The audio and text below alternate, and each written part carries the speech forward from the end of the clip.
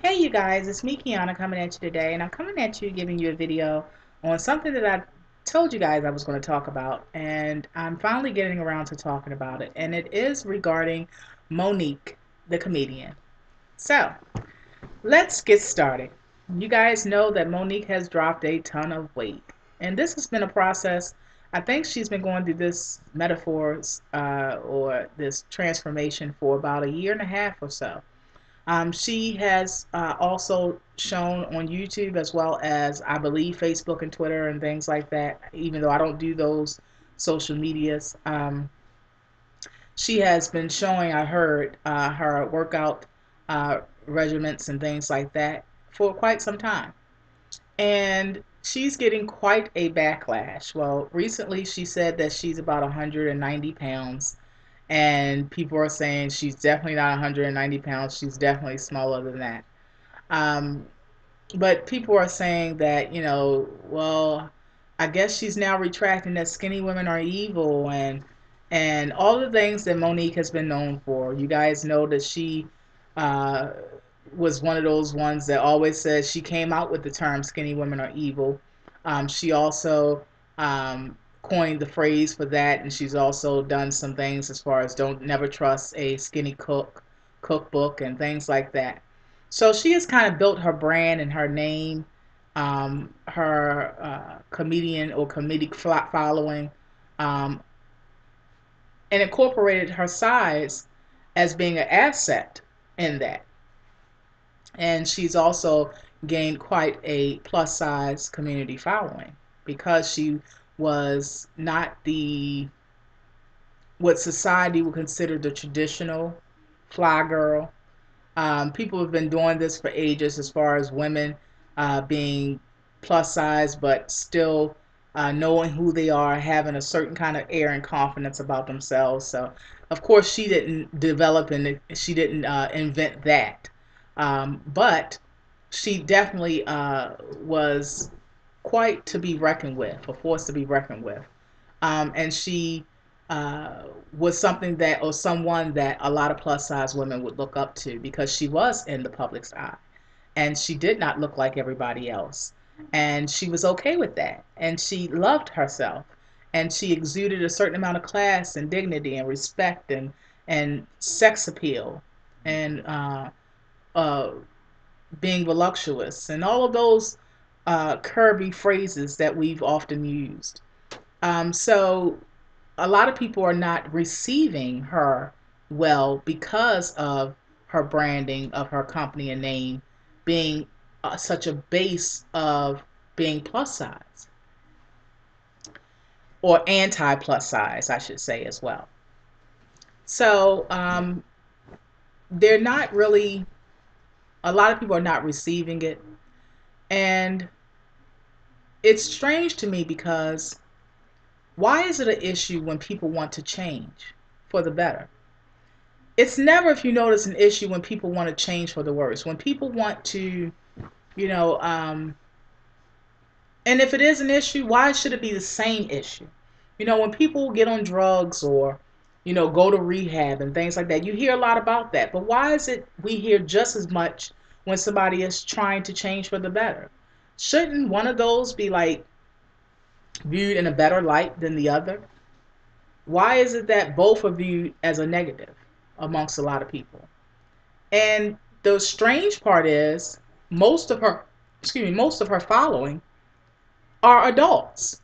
So we're talking about adults that don't like people to change for the better. We're not talking about teenagers. We're not talking about immature kids. We're not talking about people that haven't lived, people that haven't been there and done that. People don't know that optimum health should be a factor in all of our lives. We're not talking about people that don't know this. We're talking about capable, able bodied, responsible, mature adults. That's who we're talking about. And those very same people have an issue with someone trying to do better and be better, live longer for their family. That doesn't make sense to me. Now, I do understand the branding process. I do understand how building, how building businesses, building companies, building yourself. I do understand that somewhat. So I do understand that when you put yourself at a certain, you come out with a certain thing, you have to try to maintain that because you'll lose the following, the base following that you had that was accustomed to whatever it is you initially put out. I do understand that. But what I'm saying is that when we're talking about things that can actually hinder her from being a mother, like weight, when we're talking about things that can actually cause her husband to be a widow, her weight, when we're talking about things that can actually cause her to have diabetes, maybe lose a limb, maybe lose her eyesight, maybe have a stroke, and can't care for those little teeny twins that she has. When we're talking about that, and then we're also remembering that these are adults that are having these opinions. When we're talking about adults having these opinions of, oh, she's too small. Oh, now she want to be a skinny chick. Oh, that was always her desire, evidently deep down inside, obviously, to be a skinny woman or a small woman, because why would she want to be it now all of a sudden? We're talking about adults. We're talking about adults that know what the side effects of obesity is. And at her highest weight, she was what you would call morbidly obese. We're talking about adults that know that obesity leads to other complications. We're talking about adults that know somebody, somewhere, that has died of heart failure and heart complications, that has died from diabetes and having strokes and things like that. Whether you know them in your real life or you know about them because they died, you are a fan of theirs and you watch them on TV shows and things like that. We're talking about adults.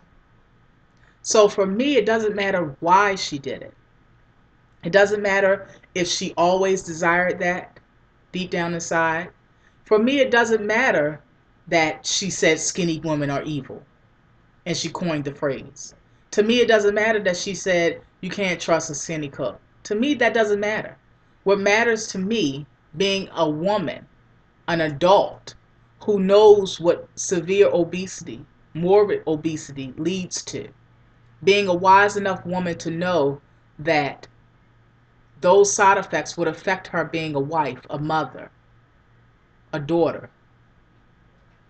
That is the bigger picture for me. And I think that that should be the bigger picture for all of us.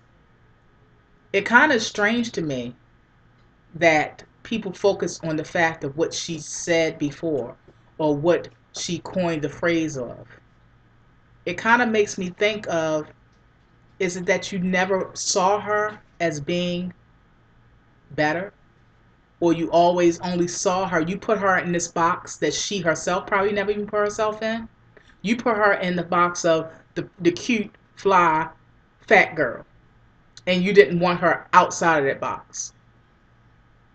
Is it because I found that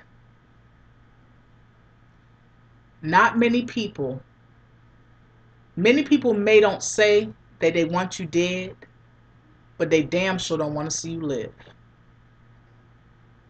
I'm going to say that again. Many people may don't want to see you dead, but they damn sure don't want to see you live. Think about that. Because that fits a lot of people. And I'm pretty sure it fits a lot of people in your own circle. We are supposed to evolve. We're supposed to move forward. We're supposed to do better. We're supposed to seek more knowledge. We're supposed to elevate ourselves. We're supposed to go higher. That's what we're supposed to do. It should be more of an issue for people that you see that are stagnated. For people that are stuck in the same old, same old. No, but we're comfortable with those type of people. You know why? Because they don't challenge us. They don't make us feel some sort of way. We feel superior in our own selves. As soon as we see someone going higher, as soon as we see somebody being elevated, it makes us feel some sort of way. it riles up something inside of us. It makes us push harder. It makes us work harder. We don't like to work. We don't like to push. We like it easy. We like to wallow in our own.